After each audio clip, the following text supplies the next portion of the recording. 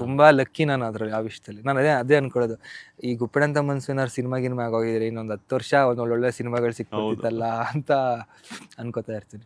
S, ಗಿಫ್ಟ್ಗಳ ಜೊತೆಗೆ ಅಷ್ಟೇ ಪ್ರಪೋಸಲ್ಸ್ಗಳು ಬಂದಿರಲ್ಲ? ಪ್ರಪೋಸಲ್ಸ್ಗಳು ಬಂದಿದೆ. ಹೇಳಿ, ಈಗ ನಿಮ್ಮ ಲವ್ ಸ್ಟೋರಿ ಬಗ್ಗೆ ಹೇಳೋದಾದ್ರೆ. ಲವ್ ಸ್ಟೋರಿ ಎಲ್ಲ ಆ ಟೈಮಲ್ಲೆಲ್ಲ ಮುಗ್ದೋಯ್ತು, ಕಾಲೇಜ್ ಆ ಟೈಮಲ್ಲೆಲ್ಲ. ಟೈಮ್ ಹೇಳಿ, ಅದೇ ಬೇಕು ನಮ್ಗೆ. ಮುಗ್ದಿರೋದೇ ಬೇಕು.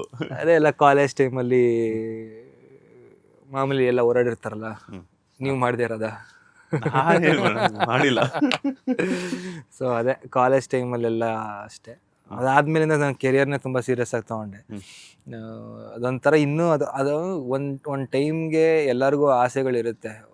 ಲವ್ ಮಾಡಿ, ನಾನು ಮುಂಚೆ ಹಂಗೆ ಅನ್ಕೊಂಡಿದ್ದೆ. ಜೀವನ ಅಂದ್ರೆ ಏನು ಅನ್ಕೊಂಡಿದ್ದೆ ಅಂತಂದರೆ, ಕಾಲೇಜೆಲ್ಲ ಮುಗಿತಿರಂಗೆ ಕಾಲೇಜ್ ಟೈಮಲ್ಲಿ ಫುಲ್ ಲವ್ ಮಾಡಬೇಕು, ಆಮೇಲೆ ಒಂದು ಕೆಲಸ ಸಿಗುತ್ತೆ. ಕೆಲಸ ಸಿಗುತ್ತೋ ಬಿಡುತ್ತೋ ಅದು ನೆಕ್ಸ್ಟು, ಬಟ್ ಒಂದು ಒಳ್ಳೆ ಹುಡುಗಿನ ಮದುವೆ ಆಗಬೇಕು, ಒಂದು ಒಳ್ಳೆ ಲವ್ ಮಾಡೇ ಮದುವೆ ಆದರೆ ಅದೇ ಜೀವನ, ಅದೇ ಸೂಪರು ಅಂತ ಅಂದ್ಕೊಂಡಿದ್ದೆ.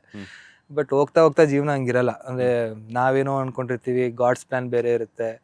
ಸೊ ಅದು ಹೋಗ್ತಾ ಹೋಗ್ತಾ ಅದೊಂಥರ ನನಗೆ ಆ ಥರ ಇದ್ದವನು ತುಂಬ ಕೆರಿಯರ್ ಅಂತ ತುಂಬ ಇದ್ರ ಮೇಲೆ ಕಾನ್ಸಂಟ್ರೇಷನ್ ಬಂತು.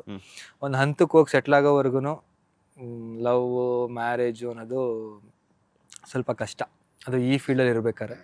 ಸೊ ನೋಡೋಣ, ಈ ಸಿನಿಮಾದಿಂದ ನೆಕ್ಸ್ಟು ಎಲ್ಲ ಥರ ಸಕ್ಸಸ್ ಆಗಿ ನಂದು ಅಂತ ಒಂದು ಸ್ಟ್ಯಾಂಡ್ ತೊಗೊಂಡ್ಮೇಲೆ ಲವ್ ಮ್ಯಾರೇಜು ಎಲ್ಲ ಮುಂದುವರಿಸ್ಬೇಕು.